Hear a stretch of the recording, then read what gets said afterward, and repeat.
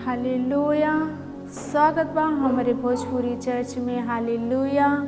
तो इस समय प्रार्थना का बा, सब लोग अपने स्थान पे खड़ा हो जा और हमारे साथ प्रार्थना करा।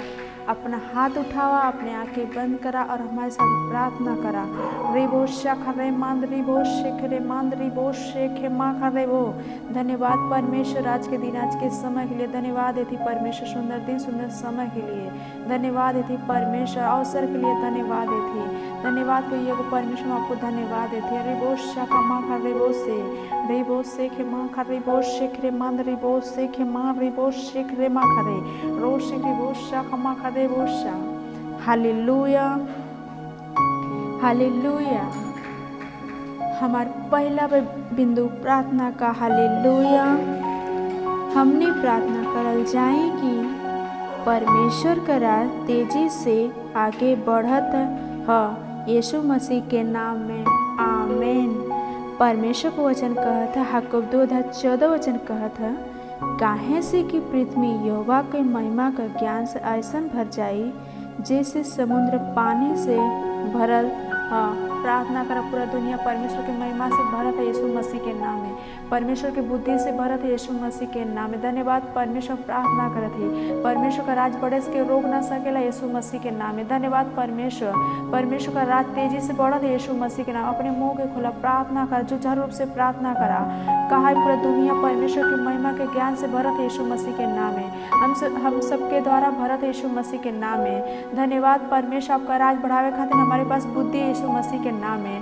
प्रार्थना करा। रिबो शखरे मंद रिबो शखा मां रिबो शिखरे मोखरे बो रिबो शखा मां रिबो सेखे रासा रिबो शखा मां खरे बो शिखरे मां खरे बो रिबो शेखे। अपने आप के मत देखा, इधर उधर मत देखा। अन्य भाषा में प्रार्थना करा।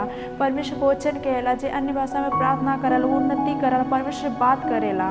रिबो शखरे मंद रिबो शिखरे मां रिबो शेखे मां खरे बो शेखे मंद रिबो सेखे रोसी रिबो शखा रिबो शखा मां रिबो सेखे रो शिखरे मां खरे बो सेखे मंद रिबो शेखरे मां खरे रो शिखरे मंद रिबो शखरे मंद रिबो सेखे रिबो शखा मां खरे बो सेखे मंद रिबो शेखरे रासा रिबो सेखे मां खरे बो शखा मां रिबो सेखे बो शखा मंद रिबो सेखे रासा रिबो शखा मां खरे मंद रिबो सेखे रिबो शखा रिबो सा।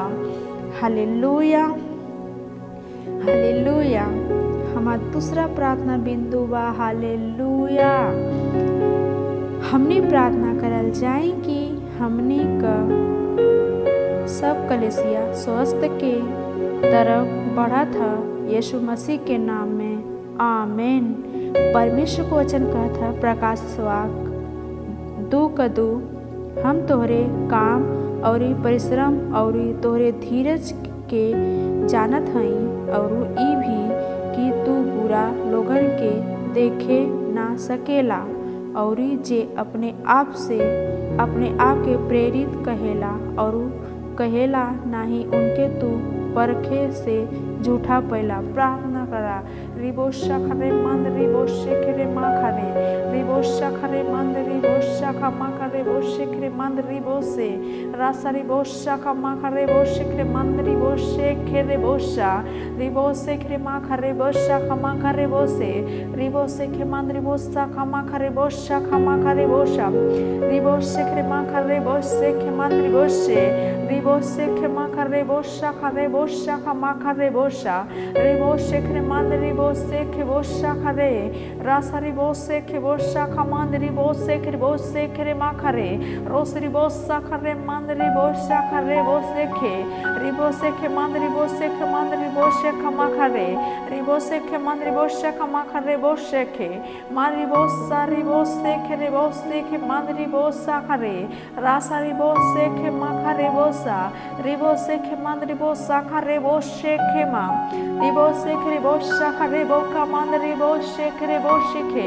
रासा रिबोसे खे मंद रिबोसे खे रासा रिबोसे खे मा खरे बोशा रिबोसे खे मंद रिबोसा खरे बोसा खमा रिबोसे खे मा खरे बोसे खे रिबोसे खे मा खा रिबोसे खे रिबोशा मा रिबोसे रिबोसे खे रिबोखा रिसे रिबोसे खे मंद रिबोसे खे रिबोशा खमा रिबोसे खे रिबोशा खा मंद रिबोसे खे रिबोशा खा रिबोसे खे मा रिबोसे खे मंद रिबोसे खे रिबोशा खा रिबोशा हालेलुया हालेलुया। हमारा तीसरा प्रार्थना बिंदु बा हालेलुया।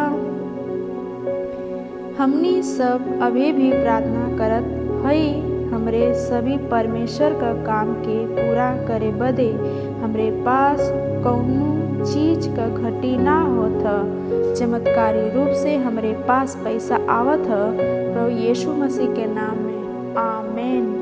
परमेश्वर को वचन कहता है यशायाह 45 वचन 3 वचन हम तोहरे आगे आगे चलब और पहाड़ के चौरस करब हम कास का फाटक के तोड़ डालब और लोहा का बेड़ियों को टुकड़ा टुकड़ा कर देव हम तोहरे अंधेरा में धन और गुप्त जग रहल धन देव जैसे तू जाना कि हम इजराइली का परमेश्वर यहोवा हई जे तोहरे नाम लेके बुलावेला। ई वचन के अनुसार प्रार्थना करा कि परमेश्वर अपने वचन के पूरा करे में विश्वास योग्य हुआ।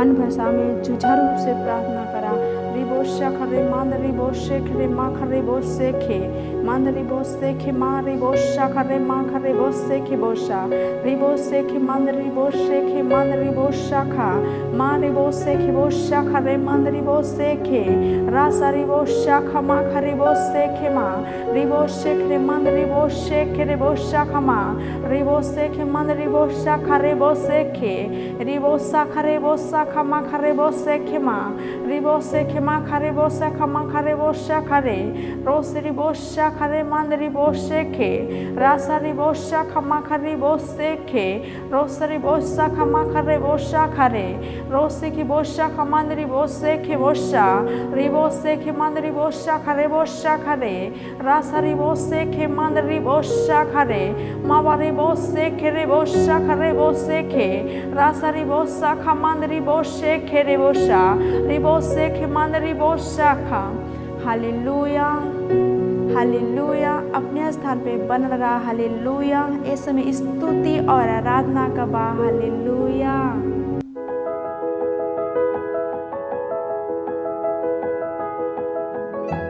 चला घर घर दुआर चली जा अजोरिया अनार चली जा चला चली भैया हमनी के लेके समाचार चली जा चला चली भैया हमनी के लेके समाचार चली जा चला घर घर दुआर चली जा अजोरिया अनार चली जा चला चली भैया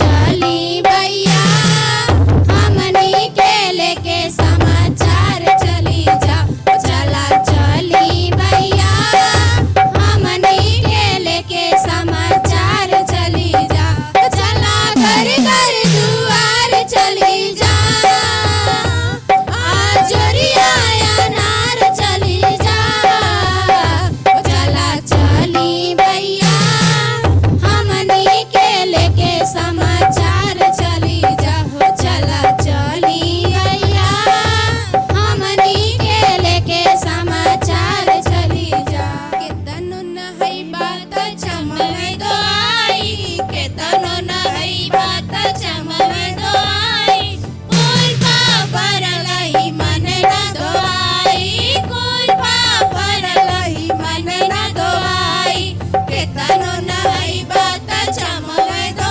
आई केतनो नहीं बात चमन दो आई कुल पापर लही मन न दो आई कुल पापर लही मन न दो आई करिया स्नान रोज तेलवा लगाए के करिया स्नान रोज तेलवा लगाए के अपनी बदनिया के खूबे सजाए के अपनी बदनिया के खूबे सजाए के आग लगी जर जाई काम नहीं आई आग लगी जर जाई काम नहीं आई कुल पापर लही मन न दो आई कुल पापर लही मन न दो आई केतनो नहीं बात चमवे दो आई केतनो नहीं बात चमवे दो आई कुल पापर लही मन न दो आई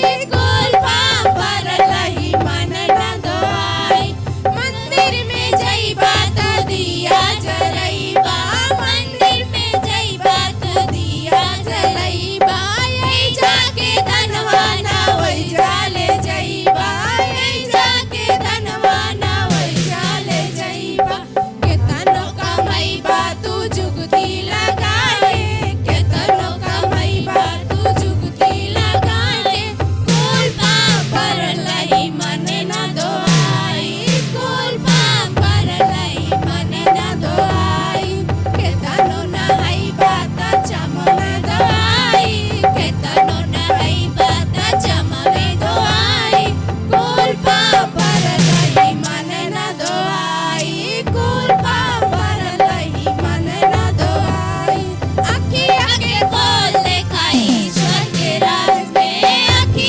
आगे खोल देखा ईश्वर के राज में ओ नहीं के देख के जाए जाई राज में ओ नहीं के देख के जाए जाई राज में अनुग्रह के धनवा के केहू न चुराई अनुग्रह के धनवा के केहू न चुराई कुल पापर लही मन न दो आई कुल पापर लही मन न दो आई केतनो नहीं बात चमवे दो आई केतनो नहीं बात चमवे दो आई कुल पापर लही मन न दो आई कुल पापर लही मन न दो आई कुल पापर लही मन न दो आई हालेलुया हालेलुया हालेलुया जावा जाने यीशु हो जावा जाने यीशु लग जाले बजरिया डगरिया संभाल के चला जावा जाले यीशु हो जावा जाले यीशु लग जाले बजरिया डगरिया संभाल के चला जावा जाने यीशु हो जावा जाने यीशु लग जाले बजरिया डगरिया संभाल के चला जावा जाले यीशु हो जावा जाले यीशु लग जाले बजरिया डगरिया संभाल के चला चेता चेता बहुत चेता नाता बाइबल पढ़ के देखा चेता चेता या बहुत चेता नाता बाइबल पढ़ के देखा चेता चेता बहुत चेता नाता बाइबल पढ़ के देखा चेता चेता या बहुत चेता नाता बाइबल पढ़ के देखा तो के मिल जाई है हो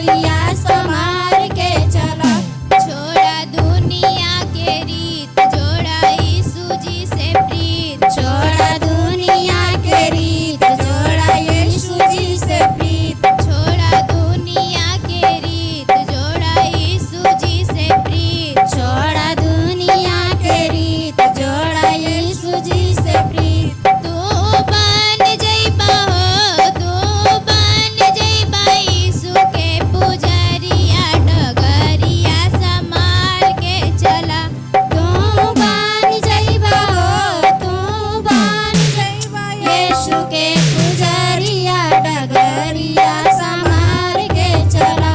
तू बन जइबा हो, तू बन जइबा यीशु के पुजरिया डगरिया संभार के चला। तू बन जइबा हो, तू बन जइबा यीशु के पुजरिया डगरिया संभार के चला। जावा जाने यीशु हो, जावा जाने यीशु लग जाले बजाए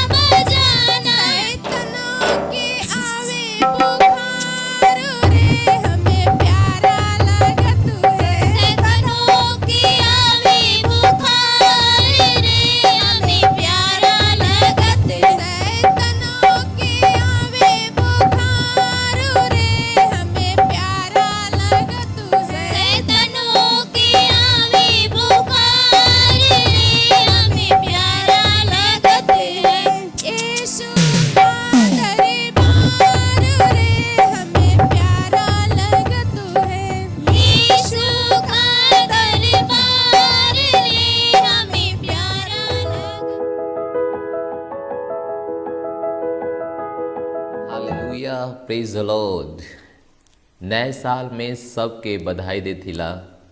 भोजपुरी दर्शक के, अनुग्रह फेलोशिप चर्च के मेंबर के, पार्टनर के, सेल लीडर के, सेंटर लीडर के, पास्टरन के, स्टाफ पे और ओ मैनेजर लोग के धन्यवाद देथिला जे इतना मेहनत करके पिछला साल एक सफल बनौना।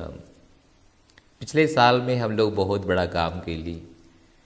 परमेश्वर का आशीष हम सब के जीवन में बहुत बड़ा रहा, उनका अनुग्रह बहुत बड़ा रहा। जैसे पिछले साल हम सब के लिए प्रार्थना का साल रहा।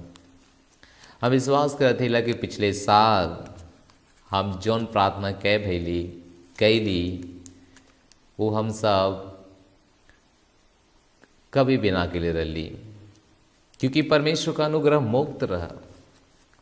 वो प्रार्थना करे बदे, प्रार्थना के द्वारा आगे बढ़े बदे, और परमेश्वर प्रार्थना के द्वारा बड़ा बड़ा काम कहना, बड़ा बड़ा काम। परमेश्वर जो अपने लोगन के हमारे बदे तैयार कहना और उनके द्वारा काम कहना, इस सोच के परे रहा। परमेश्वर के इतना बड़ा अनुग्रह हम सब के जीवन में, और अनुग्रह के द्वारा परमेश्वर अपन काम बहुत आगे लगी ना। इस साल स्तुति आराधना का साल, इस साल में हम स्वागत करते थे आप सबका। परमेश्वर हम सबसे चाहत हुआ कि हमारी स्तुति आराधना का समय बड़ा हो जाए, क्योंकि ये हमार विजय का रास्ता है। हम पिछले साल जो काम कैली जा उसे बड़ा इस साल में काम कह सकीला, उसे ज़्यादा काम करे बदे हमने तैयार कैल गली, नियुक्त कैल गलीला। ज़्यादा कलीसिया, ज़्यादा लोग के बचावे बदे, क्योंकि स्तुति आराधना विजय का वर्ष है, विजय का रास्ता है। अब इतिहास में जाके पढ़िए, बाइबल के शुरुआत में, बाइबल के अंदर परमेश्वर के लोग विजय पाओ बदे का कहना, बहुत सी बार वो परमेश्वर का महिमा कहना, बहुत सी बार परमेश्वर की स्तुति कहना, परमेश्वर का आराधना कहना। कई बार तो बस वो कहना कि हे यहोवा तू धन्य हुआ, तू महान हुआ, और उनका लड़ाई परमेश्वर लड़ लेना, उनके रास्ता दे देना, आगे बढ़े बदे उनके पास जीवन आ गया, विजय उनकर हो गया। इस साल के जो सबसे मुख्य वचन यह है 6 अध्याय से लेवल गला। जब आप वहाँ जाइए और देखिए ये 6 अध्याय में परमेश्वर का कहना, परमेश्वर कैसे सलाह देना कि तो के एरियो के अंदर प्रवेश करे बदे एरियो का सहरपना गिरावे के हुई, और सहरपना इतना मोटा रहे, इतना मजबूत रहे, इतना चौड़ा रहा कि जेकरे ऊपर एक बार में 6 घोड़सवारी सवार हो सकता न। जेकरे ऊपर महिला राहाब का घर रहा, बाइबल के लिए सहरपना के ऊपर राहाब का घर रहा। इतना एक घर, एक अच्छा खासा घर बना देवल जा सहरपना के ऊपर। सहरपना इतना चौड़ा रहा। परमेश्वर सलाह देना कि कैसे खत्म हुई, कैसे टूटी। जब अपन बाइबल पढ़िए तो वहां पे है कि जैसे ही परमेश्वर सलाह देना कि तो लोगन के 6 दिन एक एक चक्कर मारे के हुई, पूरा घूमे के हुई, स्तुति करे के हुई, आराधना करे के हुई, और 7वें दिन एक बार घूम के, और 6 बार घूम के 7वें बार जोर से परमेश्वर के जय जयकार करिया। और सब लोग ऐसे ही कहना, वो जोर से परमेश्वर का जय जयकार कहना। और बाइबल कहेले सहरपना जो इतना मजबूत रहा, इतना चौड़ा रहा, परमेश्वर की स्तुति आराधना कैले के द्वारा नींव से गिर गल, नींव से साफ हो गल। आधा पसीना नींव से ही साफ हो गया। तो परमेश्वर वचन के द्वारा हमें आपके समझावल चाहत हुआ कि वो दीवार का है हमने के आपके जीवन में, का बीमारी है, का परेशानी है, क्या समस्या है, कर्ज है, या बेटा का समस्या या बेटी का समस्या है, या बहुत बड़ी बीमारी है, वो नींव से जड़ से खत्म हो सकाला अगर आप परमेश्वर के हिसाब से परमेश्वर की स्तुति और आराधना करिए तो ये हो जाई। अगर ये इतिहास में घटना भइल तो ये आज भी हो। परमेश्वर का वचन सच्चाई है, कभी भी ना बदले वाला। बाइबल में अगर ये रखल गल कहानी तो हमने की करे बदे और वो नींव, वो दीवार, वो शहरपना जो सबसे मजबूत हमने के जीवन में है, बीमारी के रूप में, गरीबी के रूप में, कर्ज के रूप में, ओके ढावे बदे परमेश्वर हमने के एक रास्ता देना कि हम सब एकरे द्वारा कह सकीला। लेकिन दुखद का बात, कुछ लोग मसीह हो के भी हाथ पे हाथ रख ले रहना और सोचा ना कि अपने आप से हो जाए ना, अपने आप से ना। परमेश्वर जो सलाह देता हूं, परमेश्वर जो निर्देश देता हूं अपने वचन में इस साल के लिए, ओके करी, निश्चय बदलाव आपके जीवन में आई, निश्चय परिणाम आपके जीवन में आई। वो बदलाव जे के कभी भी आप अनुभव ना के लिए रहना। बाइबल के लिए नींव, दीवार नींव से गिर गयल, समाप्त हो गयल, और ओकरे बाद जो महिमा रहा उस समझ से परे है। इतना सोना चांदी वो लोग, इतना धन, इतना महिमा, इतना दौलत एरियो में जाके पौना जो कभी भी ना बोले रहना। तो जब वो नींव आप गिरा दी है, वो बीमारी का नींव हो सकेले, वो गरीबी का नींव हो सकेले, वो लाचारी का, वो परेशानी का, वो सेवकाई में बाधा का, जब आप ओके गिरा दी हैं तो ओकरे बाद एक महिमा है परमेश्वर के वचन में लिखल है। और वो महिमा आपके जब मिली, आप अनुभव करिए कि आप ऐसा जीवन या वैसे महिमा या वैसे शांति आप कभी भी ना भूले हुई हैं। Praise the Lord, hallelujah. तो हम विश्वास करत हिला कि ये वचन के द्वारा आप अपन साल आगे लेके जाइए। आप अपने साल के अंदर अपने जिंदगी के, अपने सेवकाई के, अपने परिवार के, अपने गांव के, अपने देश के मजबूत बने हम। ना तो बल से, ना तो सामर्थ से, परमेश्वर के आत्मा के द्वारा सब कुछ संभव है। और परमेश्वर का आत्मा परमेश्वर के आराधना में, स्तुति में हम सब के जीवन में कार्य करेला। पवित्र आत्मा का इस समय है, आपका जिंदगी आराधना के ऊपर रुकल है। आराधना करके आप हर रुकावट अपने जीवन से हटा सकना, नाश कह सकना, खत्म कह सकना। आराधना में इतना सामर्थ्य है, आराधना के अंदर इतना पावर है, ओकरी द्वारा आप कुछ भी कह सकना, कुछ भी, कुछ भी, कुछ भी। परमेश्वर से सुने बदे अन्य भाषाओं में बोले की जरूरत है, और परमेश्वर के साथ आत्मा में गौले की जरूरत है, और समझ में भी। पौलुस कहने कि हम आत्मा में भी गाइला और समझ में भी गाइला, यानी बुद्धि से भी गाइला। तो आप क्या भाषा बोले की हुई और आत्मा में बोले की हुई, आत्मा से गावे की हुई, आत्मा से आराधना करे कोई। बाइबल कहेले प्रभु खोजत हुआ उनके जे आत्मा और सच्चाई से आराधना कर। आत्मा पवित्र आत्मा और सच्चाई परमेश्वर का वचन, जे परमेश्वर के वचन में आराधना कर, परमेश्वर के वचन में। जैसे कुछ लोग गाना गावाना, यीशु का नाम सुखदाई, भजन करा भाई, ये जीवन 2 दिन का। ये परमेश्वर के वचन से मेल ना खाला, ये परमेश्वर के वचन से मेल ना खाला। ये जीवन 2 दिन का ना है, ये जीवन अनंत काल का जीवन है। Praise the Lord, hallelujah. ये जीवन 2 दिन का ना है, ये जीवन अनंत काल का जीवन है, जे कभी भी समाप्त ना हो सकला। शरीर 2 दिन का बात का बात है, लेकिन जीवन यीशु मसीह का वचन काला यूहन्ना 10:10 में कि चोर चोरी करे वाला हाँ मैली की लोग जीवन पावा और बहुत तयात का जीवन पावा, ना कि 2 दिन का जीवन पावा, बहुत तयात का जीवन।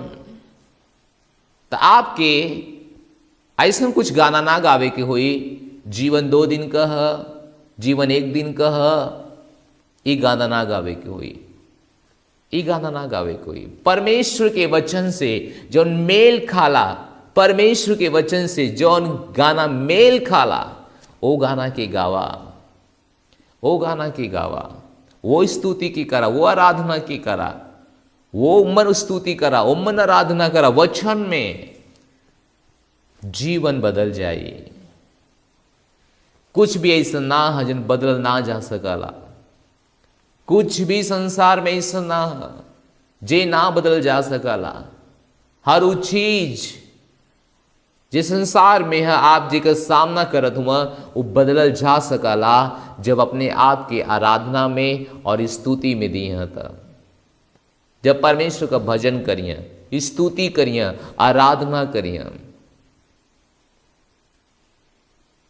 अगर आपकी लगत है कि कौनो रास्ता बाहर ना है, कौनो रास्ता दिखाई ना देता बाहर जाए बदे, आगे पीछे शत्रु, आगे पीछे बीमारी, ओ माय गुडनेस, हालेलुया। हमके आपके वचन दिखावे के होई। हमरे साथ खोला प्रेतो काम ओकर 16 अध्याय, प्रेतो काम 16 अध्याय और ओकरे 25 वचन से हम पढ़ब आपके लिए। आप ध्यान से सुनिए। यहाँ पे जो घटना घटल और यहाँ पे जो छुटकारा भयल और यहाँ पे जो लोग कही ना वो कई के आप भी छुटकारा पा सकना, आपके लिए भी रास्ता खुल सकला, आपके लिए भी बीमारी छोटा हो सकला, क्योंकि वही पौलुस का परमेश्वर, वही हमार और आपका परमेश्वर। बाइबल के वचन कहा कि परमेश्वर का वचन आईना है। आईना, आप आईना में जब आप देखा ना तो केकर चेहरा दिखाई देला, आपका या दूसरे का? हम विश्वास करथिला आपका। तो परमेश्वर का वचन जब आप पढ़त हुआ तो वो पौलुस के बारे में ना है, वो सिलास के बारे में ना है, वो दाऊद के बारे में ना है, वो आपके बारे में है। परमेश्वर का वचन पर्सनल अपने लिए ला, ना कि दाऊद के लिए, ना कि पौलुस के लिए, ना कि सिलास के लिए। परमेश्वर का वचन पर्सनल अपने लिए ला, क्योंकि परमेश्वर के वचन में कुछ ऐसन कहानी रखल गल जहां से हमने के उदाहरण ले सकीला और वो जीवन जी सकीला, वो काम कह सकीला, और जो उनके जीवन में छुटकारा भल हम सब के जीवन में छुटकारा हो सकेला, हो सकेला। ऐसा ना कि ना हो सकेला, हो सकेला 100%। क्योंकि परमेश्वर झूठा ना हुआ, परमेश्वर एक समय का परमेश्वर ना हुआ, परमेश्वर एक पीढ़ी का परमेश्वर ना हुआ। बाइबल के लिए वो पीढ़ी का पीढ़ी, पीढ़ी का पीढ़ी परमेश्वर हुआ।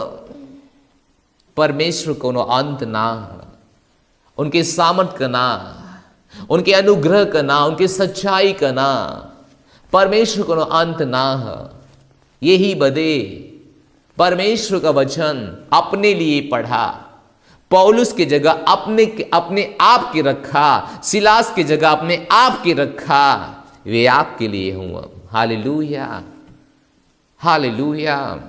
हम आपके लिए वचन पढ़ब बाइबल के लिए 16 अध्याय में, प्रेरितों का हम 16 अध्याय उसके 25 वचन से हम आगे जाए। बाइबल के लिए आधी रात के लगभग पौलुस और सिलास प्रार्थना करत रहना और परमेश्वर का भजन गावत न, और कैदी उनकी सुनत न। आधी रात के परमेश्वर का भजन गावतन पौलुस और सिलास, और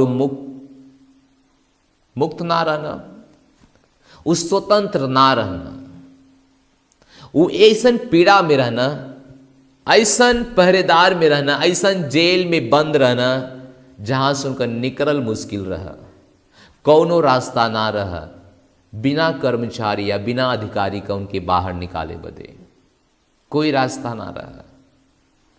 और जो ऊपर के वचन पढ़िए 24 में, तो वहां पे लिखल वो आज्ञा पाकर उनके भीतर की कोठरी में उनके रखना और उनके पांव में काट ठोक देना, उनके पांव के लकड़ी के काठ में ठोक देना। सोचा कितना दर्द में, कितना पीड़ा में, कितना तकलीफ में पौलुस और सिलास रहना। वो रो सकता ना, वो परमेश्वर पे क्लेम कह सकता ना, परमेश्वर के ऊपर इल्जाम लगा सकता ना कि हे परमेश्वर, हम तोरे बदे सेवा करत हिला, तोहार इतना बड़ा हम काम करत हिला। ध्यान दिया, विश्वास में और वफादारी में फर्क है। जो आप काम करत हुआ वफादारी से, एक परमेश्वर इनाम तो कि स्वर्ग में दी है। लेकिन जब आप संसार में हुआ, परमेश्वर काम करत हुआ, तो कि अपनी जिंदगी के लिए लड़ाई लड़े की हुई, और परमेश्वर का वचन में हमें लड़ाई बतावल गल कि कैसी लड़े की हुई। पौलुस और सिलास परमेश्वर का बहुत बड़ा बड़ा काम करता ना, बहुत बड़ा काम। लेकिन बाइबल कहले कि वो काम के कारण, उनके विश्वास के कारण उनके जेल में डाल देवल गल, उनके पांव के काठ में ठोक देवल गल, कीला से। बाइबल कहले ठोक देवल गल, ना कि बांध देवल गल। जेकर पांव कीला से ठोक जाई, उ दर्द हुई, छटपटाई, रोई, चिल्लाई। कई बार अधिकारीन का शर्त माने बदे तैयार हो जाई कि हमके निकाल दा, आज से जो उनका बताओ ना हम करब। कई बार बीमारी के सामने झुक जाई, कई बार वो अपने मजबूरी के कारण शैतान के सामने झुक जाई। लेकिन पौलुस सिलास एमन का आदमी ना हुआ। पौलुस और सिलास आधी रात के परमेश्वर का भजन गावता न और प्रार्थना करता न, और लोग भी सुनता न। परमेश्वर का भजन गावता न कब? जब ये मुसीबत में हुआ, जब ये बीमारी में हुआ, जब ये परेशानी में हुआ। हालेलुया। जब वो गाना गावत ही रहना, आराधना करत नहीं, प्रार्थना करत ही रहना, इतना में एक बहुत बड़ा भूकंप आयल। यहां तक कि बंदीगृह को नींव हिल गल और तुरंत सब द्वार खुल गल। हालेलुया। और सबकी बंधन खुल पड़ल। Praise the Lord. हालेलुया। का कहानी आपको उत्साहित ना करत है? वहां वो का करता ना, वहां केवल आराधना और प्रार्थना करता ना, बाकी कुछ ना करता ना। परमेश्वर के एक का एक भूकंप आयल, और जहां कहीं भी रहना, वो जेल हिल गल, बंदी गृह का नींव हिल गल, अपने से सब दरवाजा खुल गल, और पौलुस सिलास के साथ साथ सब कैदी बाहर हो गई ना। हालेलुया। केवल आराधना करता ना, केवल प्रार्थना करता ना, केवल आराधना और स्तुति करता ना। आराधना स्तुति करे बदे जैसे अपन मन बनोना आधी रात का परमेश्वर का न, वाह तो कहते दर्द में हमारे ऊपर दोष लगावे के चाहिए, लेकिन तू हमार महिमा करत हुआ। जब तू हमार महिमा करत हुआ तो हम तोहार महिमा करब। जे परमेश्वर का महिमा कराला, परमेश्वर उनकर महिमा कराना। Praise the Lord. हालेलुया। जब आप आराधना स्तुति कराना, तब परमेश्वर को महिमा कराना। परमेश्वर के जन पास कृष्ण बतावना कि हर काम जो आप राज्य के लिए, चर्च के लिए करत हुआ, वो अपने लिए करत हुआ। जैसे कि प्रार्थना, आप अपने लिए प्रार्थना करत हुआ। आप अपने लिए परमेश्वर से बातचीत करत हुआ, परमेश्वर से सुनत हुआ। अगर आप देत हुआ, भेंट देत हुआ, बीज बोत हुआ, दशमांश देत हुआ, पार्टनरशिप करत हुआ, वो सब अपने लिए, क्योंकि बाइबल कहेले जवन तू देबा उ तोरे पास आई, बोईबा तो तू कटबा, दशमांश देबा तो आकाश का झरोखा तोहरे लिए खुल जाई। आत्मा अगर जीतत हुआ तो ये भी एक काम है, एक जिम्मेदारी हर मसीह का हो, वो जिम्मेदारी हो, वो जिम्मेदारी है। ओके आपके करे के है, ओके आपके करे के है, लेकिन जब आप आराधना करा ना, जब आप स्तुति करा ना, रियल में परमेश्वर की महिमा आप कराना, जब आप बड़ाई करना परमेश्वर का, तो आप परमेश्वर का महिमा कराना। और बाइबल कहेले कि जैसे ही वो बड़ाई और स्तुति करे शुरू कई ना, वैसे ही एक बहुत बड़ा भूकंप आयल, नींव हिल गल, सब बंदीगिरी का दरवाजा खुल गल और पौलुस और सिलास बाहर चल गई ना। Praise the Lord. का आज आपके जीवन में कोनो परेशानी है, इस साल आपके बाहर निकलने का है, इस साल आपके जिंदगी के ऊपर जेले का है, इस साल आपकी बीमारी के ऊपर जेले का है, इस साल आपके दुष्ट आत्माओं के ऊपर जेले का है, इस साल आपके कर्ज के ऊपर जेले का है। ये सब कैसे संभव हुई? जैसे यहाँ भयल, जैसे यहाँ बल्कि स्तुति और आराधना वो केवल करता ना, और सब दरवाजा खुल गल और लोग बाहर चल गए ना। प्रेज द लॉर्ड, हालेलुया, धन्यवाद परमेश्वर। इतना में दरोगा जाग गई ना, और बंदी गृह के द्वार खुले हुए देखकर समझ गई ना कि कैदी सब भाग गई ना। वो तलवार खींच के अपने आप के ही मार डाले छन। 28 वचन। परंतु पौलुस कहना, ऊंचे शब्द से पुकार कहना, अपने आप के कुछ हानि मत पहुंचावा, हम सब यहीं हैला। तब वो दिया मंगवाकर भीतर गई ना, और कांपत हुआ और पौलुस और सिलास के आगे गिर गई ना। ओ हालेलुया, पौलुस और सिलास के आगे गिर गई ना। ये सब कैसे संभव भयल? एक अफसर, एक अधिकारी जे उनके जेल में बंद कैले बा, जिकरे पास पावर उनके सजा देले के बा, सजा देले का, वह उनके सामने घुटना टेक देला। हो प्रेज द लॉर्ड, हालेलुया। इस संभव कैसे भल? ये केवल आराधना और स्तुति के द्वारा संभव भयल, क्योंकि हमने देखा था कि शुरुआत कहां से भयल? इस सब का, इस सब का शुरुआत वहां से भयल, आराधना और स्तुति के द्वारा। जैसे ही आराधना स्तुति कही ना, सब द्वार खुलल, लोग बाहर आई ना, और दरोगा सोचने की लोग भाग गई ना, हमके तो ऊपर अब सजा हुई, वो अपने आप के ही मारल छाना।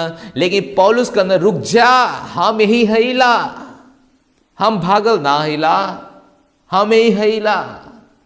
और वो दिया मंगाकर पौलुस के सिलास के खोजत खोजत जब पाई गई ना, तो उनके सामने अपन घुटना टेक देना, अपन घुटना।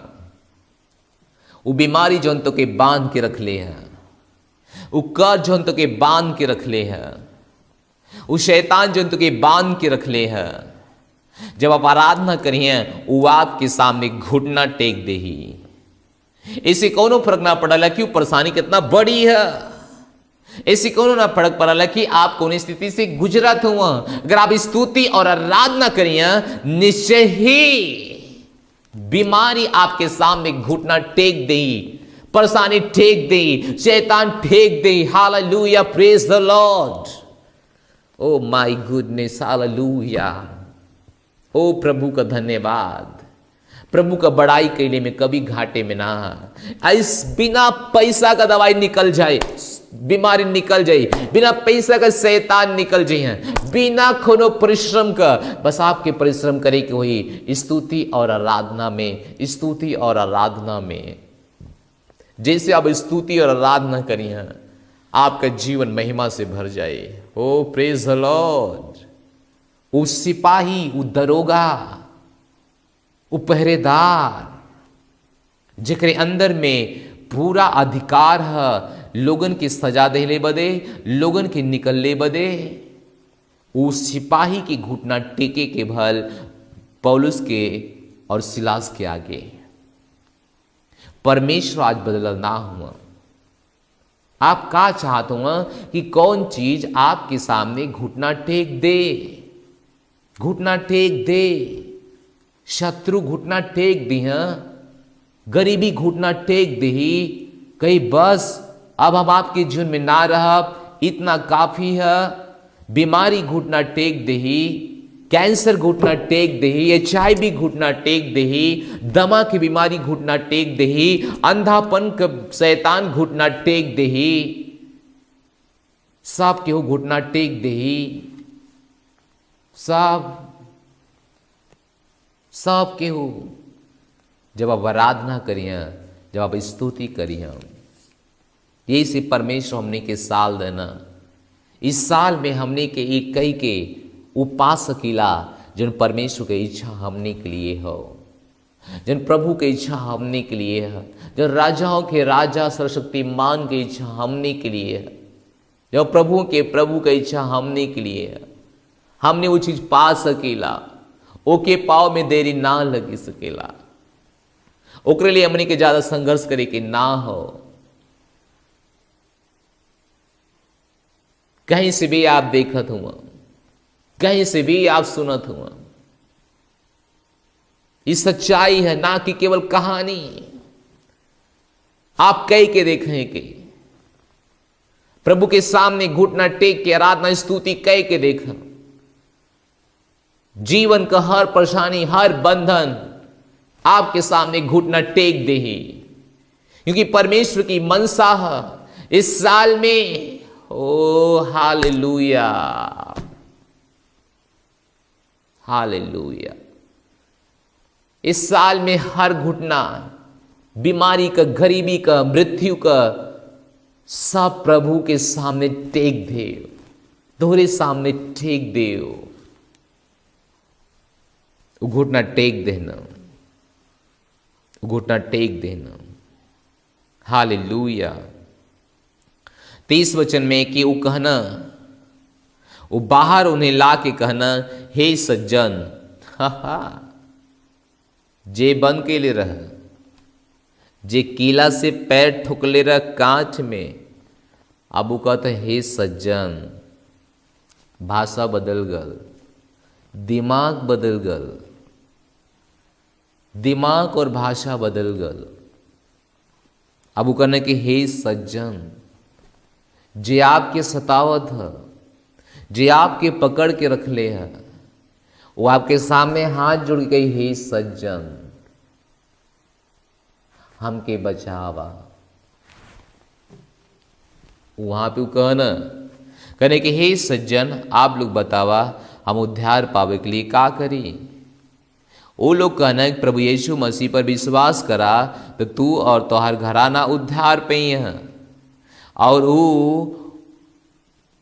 उनके अपने घर समेत परमेश्वर का वचन सुनौना, रात का उसी घड़ी उन्हें ले जाकर उनका पांव धोना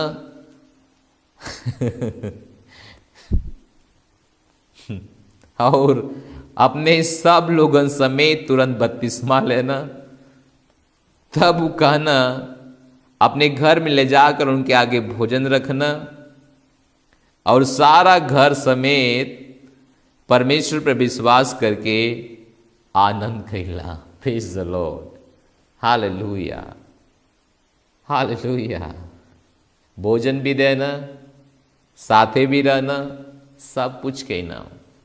आराधना में इतना पावर है सज्जन, आराधना में इतना पावर है। परमेश्वर की स्तुति आराधना में इतना सामर्थ्य है कि परमेश्वर की स्तुति आराधना के द्वारा कुछ भी बदल जा सकला। कुछ भी कौनो स्थिति से आप निकल सकना।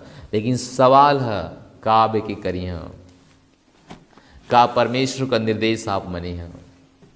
अगर आप परमेश्वर का निर्देश मनिए तो निश्चय आपका जीवन वो हो जाई जौन जिन पौलुस और सिलास के भैल। निश्चय आपके साथ वो घटना हुई जौन पौलुस और सिलास के साथ भैल। इससे कोनो फर्क ना पड़ला आप कौन परेशानी में हुआ। समय निकाला प्रभु का आराधना करे बदे, प्रभु की स्तुति करे बदे। जब आप समय निकलिए प्रभु का आराधना, प्रभु की स्तुति करे बदे, आपका जीवन महिमा से महिमा में बदल जाए, आपका जीवन विशाल हो जाए। अपने जीवन में आप शासन करिए, आप गरीबी का मुंह ना देखिए, बीमारी का मुंह ना देखिए, क्योंकि जब आप रोज एक एक करिए, परमेश्वर की उपस्थिति से भरल रहिए, परमेश्वर आपके लिए बड़ा बड़ा काम करत रहिए और परमेश्वर के द्वारा आपका जीवन बदलत रही। हालेलुया। कुछ मुख्य वचन रहा इस साल का, कुछ पॉइंट जो परमेश्वर हमके देना। मुख्य वचन हम आपके बतौले इस साल का यीशु के 6 अध्याय में ओकर 3 से 20 वचन, और आराधना स्तुति के द्वारा अभिषेक मिलाला। और हम आपके बतौली दूसरा राजा 3 अध्याय 13 से 15 वचन।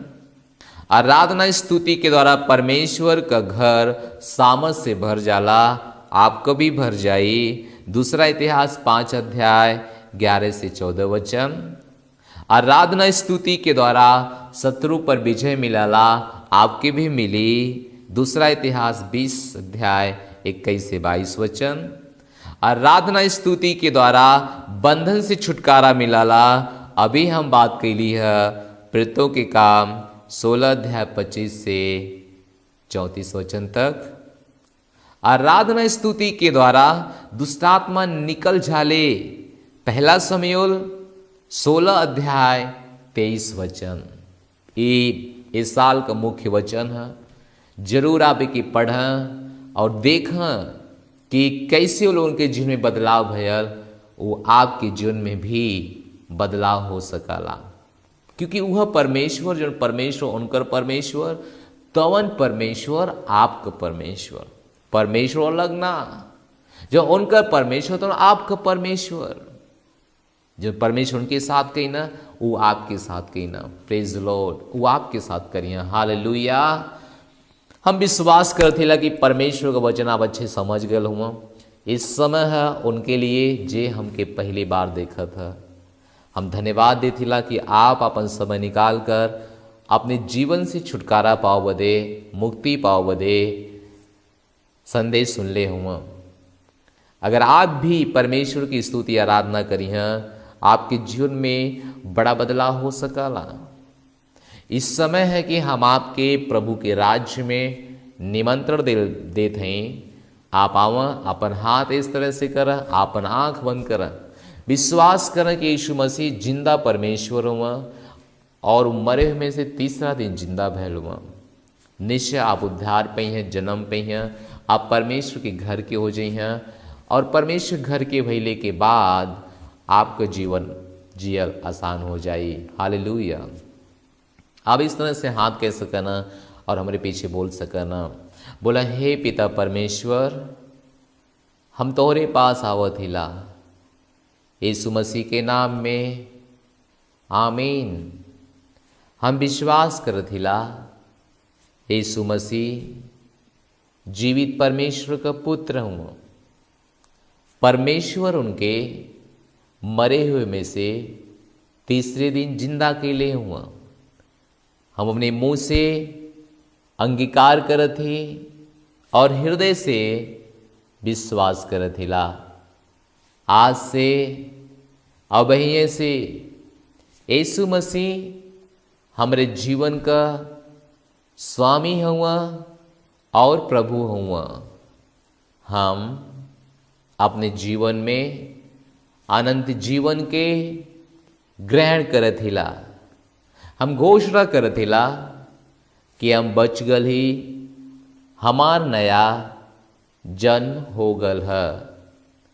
आज से जौन हमरे अंदर हुआ वो महान हुआ, जो विश्व में हुआ उनसे महान हमरे अंदर हुआ। हमरे अंदर परमेश्वर का जीवन है। यीशु मसीह के नाम में आमीन। बधाई हुआ, परमेश्वर के राज्य में आपका नया जन्म भयल है।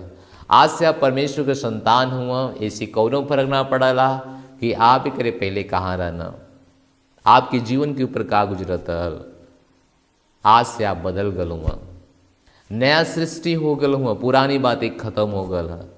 जाए से पहले हम आपके लिए प्रार्थना करब। प्रभु यीशु के नाम में हम प्रार्थना करत ही हर भाई के लिए, प्रभु आप में बनल रही हैं, पिता आपके छोड़ कभी भी ना जाइए। हम प्रार्थना करत ही पिता इनके जीवन में जो भी बीमारी परेशानी है उनके बीमारी का अंत कर देवल जा। पवित्र आत्मा वहाँ पे काम करत है, इनके जीवन में काम करत है। यीशु मसीह के नाम में बदलाव होते हैं, यीशु मसीह के नाम में इनके शरीर के अंदर पूरे तरह से परमेश्वर का महिमा ट्रांसफर होते है यीशु मसीह के नाम में। पवित्र आत्मा का सामर्थ इनके जीवन में पूरा होता और काम करता है यीशु मसीह के नाम में। धन्यवाद परमेश्वर, धन्यवाद हमारी प्रार्थना सुने बदे, धन्यवाद यीशु मसीह के नाम में, आमीन, हालेलुया। स्क्रीन पे हमारा नंबर है, हमके संपर्क कर सकना कि प्रभु में आप कैसे आगे बढ़िया। ओकरे पहले स्क्रीन पे कुछ आपके कार्ड दिखत है, पहला कार्ड और दूसरा कार्ड, मतलब कार्ड दोनों तरफ, एक ही कार्ड में दोनों तरफ है, लेकिन स्क्रीन पे जो लगल है ओके आप फॉलो करें, आप लिख लें, ओके आप स्क्रीनशॉट ले लें। वो आपके जीवन का नींव है, वो नींव है आपके ओके करे के हुई। पहला काम मन पश्चाताप करा, दूसरा काम है बपतिस्मा ला, तीसरा काम है प्रार्थना करा, चौथा काम है जाओ चेला बनावा, पांचवा काम है प्रेम करा, छठवां काम है प्रभु भोज ला, सतवां काम है परमेश्वर के भेंट दा। ये 7 काम मन है। और ओकर ठीक बगल में वहाँ पर है कि आप कैसे प्रार्थना कर सकना, फिर स्तुति आराधना कर सकना, फिर का कह सकना और फिर का कह सकना। वो कार्ड आपको बहुत मदद करी, आप ओके स्क्रीनशॉट ले सकला ताकि आपका जीवन और अच्छे से प्रभावित हो और शक्तिशाली हो। इस समय है परमेश्वर के उत्तम भेंट देहले का, सम्मान देहले का। बाइबल कहेले मसीह के जैसे विश्वास में, ज्ञान में, सब कुछ में आगे बढ़त हुआ, वैसे दान के काम में भी आगे बढ़े की चाहिए। अगर आप 2022 में 10 रुपया देव वाला रहला तो कम से कम 20 रुपया परमेश्वर के भेंट देवे के चाहिए। अगर आप 50 रुपया देवे वाला रहला तो इस समय की 100 रुपया देवे के चाहिए। जितना अपने परमेश्वर के प्रति लगाव रखिए, परमेश्वर उतना तो क्या आशीष दिए। स्क्रीन पे बार कोड है, आप उसका इस्तेमाल कर सकना और इस्तेमाल कह के आप परमेश्वर के भेंट दे सकना। या जो ने सेंटर में हुआ आप सेंटर में भेंट दे सकना, ताकि आपके भेंट के द्वारा परमेश्वर का राज्य आगे बढ़े। परमेश्वर तो क्या आशीष दे। धन्यवाद। यीशु करो हमारी भेंट गरहनवा, जो आई तोहरे समनवाना। यीशु करो हमारी भेंट गरहनवा, जो आई तोहरे समनवाना। यीशु करो हमारी भेंट गरहनवा, जो आई तोहरे समनवाना। यीशु करो हमारी भेंट गरहनवा,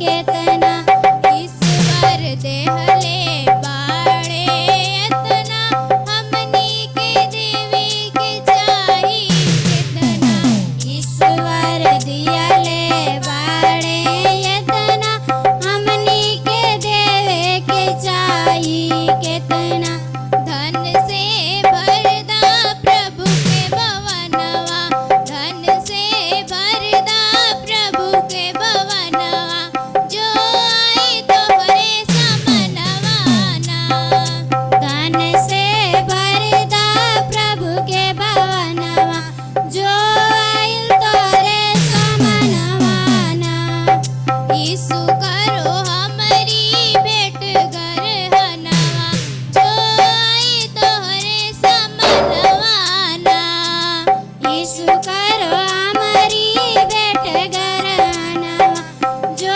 आई तोहरे समनवाना जब तू देबा दसवांश आशीष पइए तोरो बंश जब तू देबा दसवांश आशीष पइए तोरो वंश जब तू देबा दसवांश आशीष पइए तोरो वंश जब तू देबा दसवांश आशीष पइए तोरो वंश सत्य माना प्रभु के वचनवा सत्य माना यीशु के वचनवा जो आई तोहरे समनवाना सत्य माना यीशु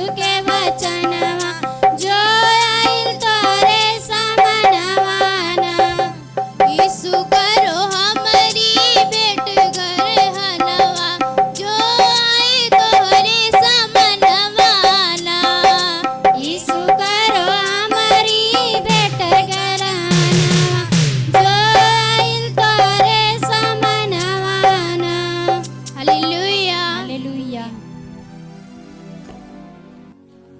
हम विश्वास करते कि आप अपन भेंट दे देले हम आपके भेंट के लिए प्रार्थना करब पिता यीशु के नाम में जे कोई भेंट देले है जे दशमांश देले है जे पार्टनरशिप कैले है पिता यीशु के नाम में इनका जीवन हमेशा आगे बढ़त रही कभी भी कोनो प्रकार का घाटा इनके जीवन में ना हुई पिता हम प्रार्थना करत ही निश्चय आपका भलाई और करुणा इनके साथ सदा बनल रही हम प्रार्थना करत थे धन्यवाद देते हो अनुग्रह बद इनके भेंट लिया आओ बदे इनके भेंट के द्वारा आपका राज्य बढ़त है परमेश्वर इनका हृदय खुलत है कि आपके राज्य की सारी जरूरतें इनके भेंट के द्वारा पूरा हो सका परमेश्वर हम आपका धन्यवाद देते ला इनका भेंट दूसरे का जीवन बचावत है और ओकरे द्वारा ये आशीष पावत हम पिता यीशु मसीह के नाम में जैसे बोले है जे उ काटी पिता परमेश्वर जे दशमांश देले है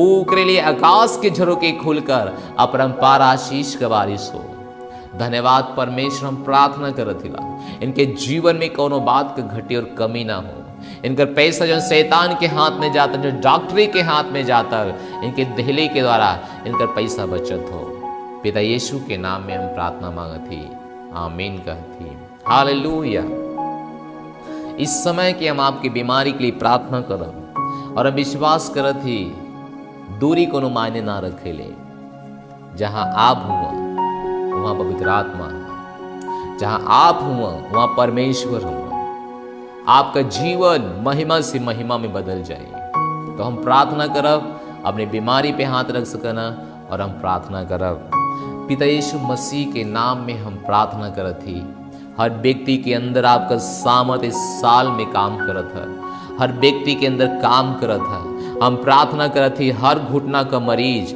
यीशु के नाम में चंगा हो जा पवित्र आत्मा के सामर्थ के द्वारा हम प्रार्थना करत ही जेकरे अंदर बांझपन का आत्मा है वो खत्म हो जाए यीशु मसीह के नाम में जेकरे अंदर बहरापन का आत्मा है अंधेपन का आत्मा है वो चल जाए यीशु मसीह के नाम में हम प्रार्थना करत हिला इनका जीवन और आशीषित होता आशीषित होता आशीषित होता यीशु मसीह के नाम में बहरापन निकल जा, पेट की बीमारी निकल जा पिता यीशु के नाम में, पवित्र आत्मा की सामर्थ के द्वारा। गिल्टी पानी बन जा, पत्थरी पानी बन जा, डायबिटीज खत्म हो जा, कैंसर मर जा, HIV मर जा यीशु मसीह के नाम में।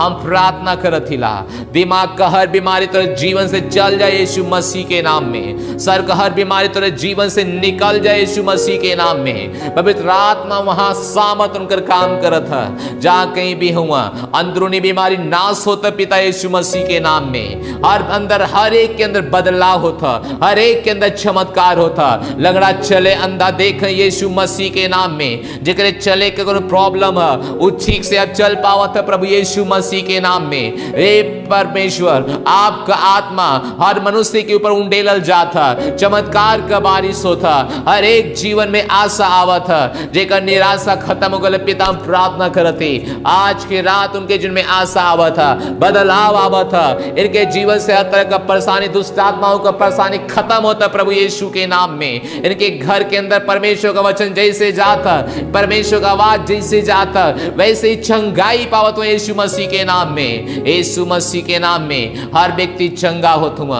हर व्यक्ति चंगा होतुआ, हर व्यक्ति चंगा होतुआ, हर व्यक्ति चंगा होतुआ, हर व्यक्ति चंगा होतुआ, हर व्यक्ति चंगा होतुआ, हर बीमारी चंगा होते यीशु मसीह के नाम में। इनका हर तरह का रोग खत्म होता, हर तरह का डायबिटीज खत्म होता, शुगर की बीमारी खत्म होता, ब्लड का बीमारी खत्म होता प्रभु यीशु मसीह के नाम में। शैतान से कोनो बीमारी के जुर्म में ना आ सकेला, बदल शैतान कोनो योजना के लिए सफल ना हो सकला।